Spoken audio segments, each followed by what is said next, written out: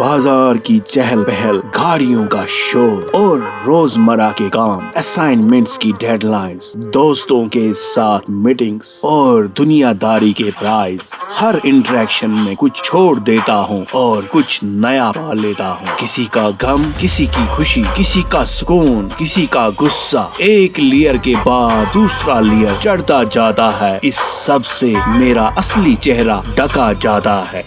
कभी कभी मुझे लगता है कि मेरा बचपन, मेरी यूनिकनेस जो मुझे तब मिली थी, वो धीरे धीरे मिट रही है। हालांकि लोग कहते हैं कि मैं समझदार होता जा रहा हूँ। शायद इसीलिए इतना शोर है, शायद इसीलिए मैं परेशान हूँ। क्या मैं खुद को ढूंढता हूँ आज भी इस शोर में, दुनिया के भीड़ में? कहीं सुकून पाऊं, कहीं दिल को बहलाऊं। बस यही ख्याल आता है मुझे, बस यही शोर सुनाई देता है मुझे। क्या जागते रहूं, क्या कहीं सबसे दूर इस शोर में से अपने आप को ढूंढने चलूं?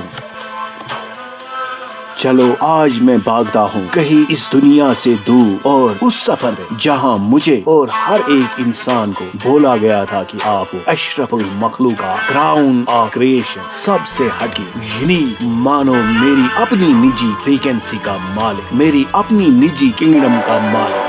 इन ख्यालात ने मुझे मजबूर किया घर से निकलने पर और खुद से मिलने पर अपनी फ्रीक्वेंसी ढूंढ। शायद यही वो राज है जिसके लिए मुझे कुदरत ने भेजा इस जहां पे। शायद इसी बात के लिए अल्लाह फरिश्तों को बड़े फख्र से बोलते थे, मैंने अशरफुल मखलूकात पैदा किया। दुनिया ने हमें उलझाया रोटी कपड़ा और मकान के दौर में। मैं जानना चाहता हूँ मेरी तकलीफ क्यों हुई है, मुझे कोई बताता नहीं, पर मेरे अंदर का ये शोर मुझे बताता है कि सब कुछ ठीक नहीं है। इसी कैफियत के साथ मैं घर से निकला। साइंस का स्टूडेंट रहा हूँ, इसीलिए कुछ प्रोटोकॉल्स फॉलो करता हूँ। सीधी सी बात है, ये ख्यालात जिन्होंने मुझे घेरा है, पहली बार सिर्फ मुझे नहीं आए हों, मुझसे पहले भी लोगों को ऐसे एग्जिस्टेंशियल क्वेश्चन सताते होंगे। और तब वो क्या करते होंगे? शायद बस्ती और जमाने हाजा से और यहाँ के शोर गुल से दूर अपनी फ्रीक्वेंसी पकड़ने। कुछ मुझे समझ आने लगा, या कहिए सब कुछ मुझे समझ आने लगा। ये बड़े बुजुर्ग और ऋषि लोग ऊंचे चोटियों को क्यों चुनते हैं? शायद वहाँ का ओरा और खामोशी इनको अपने अंदर की फ्रीक्वेंसी को समझने में मदद देता है। इसी जज्बे के साथ आज मैं कुछ ऐसी जगहों का इंतखाब किया हूँ जिन्होंने अपने पास बड़े ऋषियों और बुजुर्गों को बुलाया है। और हैरत अंगेज बात है कि मुख्तलिफ मजहब के बुजुर्गों को बुलाया है, चाहे हिंदू या मुसलमान। शायद अपनी वजूद की तलाश किसी मजहब की सरहदें नहीं मानती। हर मजहब का असल मकसद एक ही है, खुद को पहचानना, अपने वजूद को समझना, सेल्फ रियलाइजेशन। बस्ती से दूर पहाड़ों और गुफाओं और घरों में कभी कभी ये सेम फ्रीक्वेंसी वाले लाइक माइंडेड लोग मिलकर कुछ नया करिश्मा करते हैं, कुछ नया चमत्कार, क्योंकि उनकी एनर्जी मिलकर और ऊर्जा पैदा करती है और अशरफुल मखलूकात के दर्जे के पास लाती है ये कोशिश। या ऐसा बोल सकते हैं कि वो लोग जुड़ते हैं एक basic truth of the universe के साथ, जिसको हम गॉड, अल्लाह या ईश्वर के नाम से जानते हैं।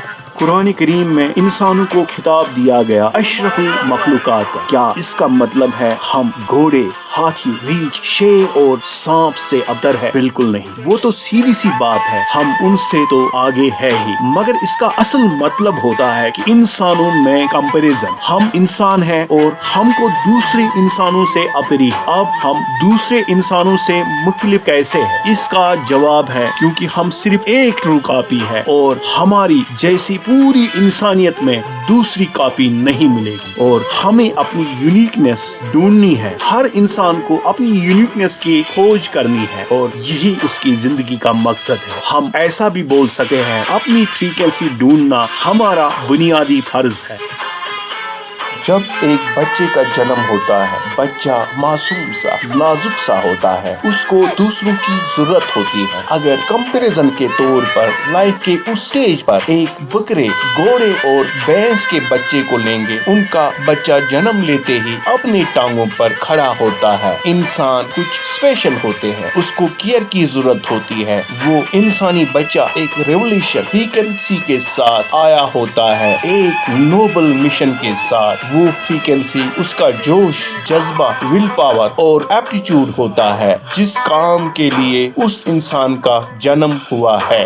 ایک انسان کی زندگی کا اصل فرض یہ ہوتا ہے کہ وہ اپنی یونیک فریکوینسی کو تلاش کرے اور اس میں انٹینسٹی یا شدت شامل کرے۔ اس بات کو ایک مثال سے سمجھاتے ہیں۔ انسان کا جسم ایک کنواں ویل کی طرح ہوتا ہے اور اس کنویں کے اندر ایک خاص انوکھی فریکوینسی چھپی ہوتی ہے۔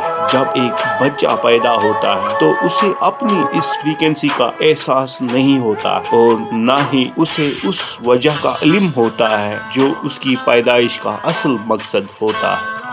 جب ایک بچہ دنیا کے ساتھ انٹریکٹ کرتا ہے، دنیا کے لوگوں اور ماحول کے ساتھ میل جول رکھتا ہے، تو یہ انٹریکشن اس کے چھپے ہوئے خوبیاں اور ٹیلنٹ کو ابھارنے لگتی ہے۔ دنیا کے باہر کے ٹیلنٹس اور ایکسپیرینسز اس بچے کو گائیڈ کرتے ہیں تاکہ وہ اپنی نیچرل کالنگ، ٹیلنٹ اور وجود کی اصل وجہ کو سمجھ سکے۔ یہ گرومنگ اور ٹریننگ اکثر اسکول، گھر اور سوسائٹی میں ہوتی ہے اور روزمرہ کے انٹریکشن اس میں اہم کردار ادا کرتے ہیں۔ جب ایک دن یہ بچہ اپنی اصل کالنگ کو پہچان لیتا ہے تو اس کی انہرنٹ فریکوینسی دنیا کی ضروریت اور مقصد کے ساتھ میچ ہونے لگتا ہے۔ اس وقت وہ اپنے وجود کا اصل مقصد سمجھتا ہے اور اپنے آپ کو اس مقصد کے ساتھ ایسوسیٹ کرتا ہے۔ یہ فریکوینسی کا میچ ہونا ایک نیچرل عمل ہوتا ہے اور اس میں انسان کو ایک سکون اور ہارمونی کا احساس ہوتا ہے۔ جب انسان اس مقام تک پہنچتا ہے تو یہ وہ فریکوینسی ہوتی ہے جو گاڈ کے لیے ایک خوبصورت اور پرسکون میوزک بن جاتا ہے، اور اس وقت گاڈ اپنے فرشتوں کے سامنے فخر سے کہتے ہیں، میرا بندہ آج اصل اشرف المخلوقات کے مقام پر پہنچ گیا ہے۔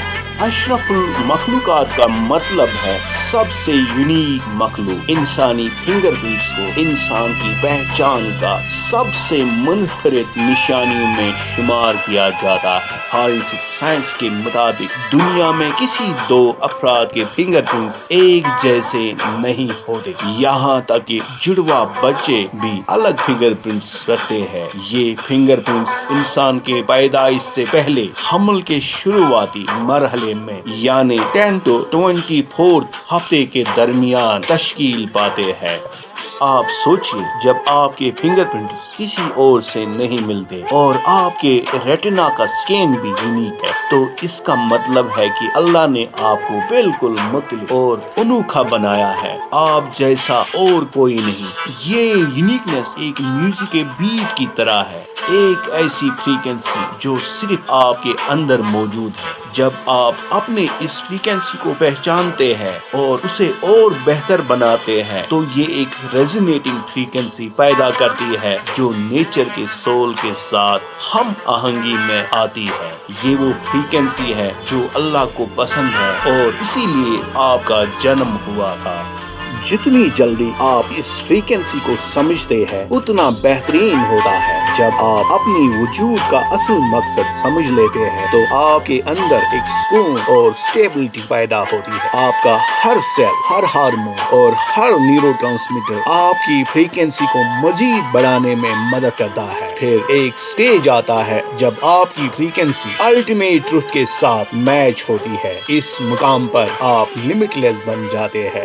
جب آپ کے جسم کا ہر حصہ آپ کے مقصد کو سمجھتا ہے تو آپ اپنے فیلڈ میں سب سے اعلیٰ مقام حاصل کرتے ہیں اور وہ کام کر سکتے ہیں جو عام لوگوں کے لیے ممکن نہیں۔ یہ وہ مقام ہے جہاں انسان اصل میں اشرف المخلوقات بن جاتا ہے، لیکن افسوس یہ ہے یہ درجہ صرف کچھ لوگوں کو حاصل ہوتا ہے۔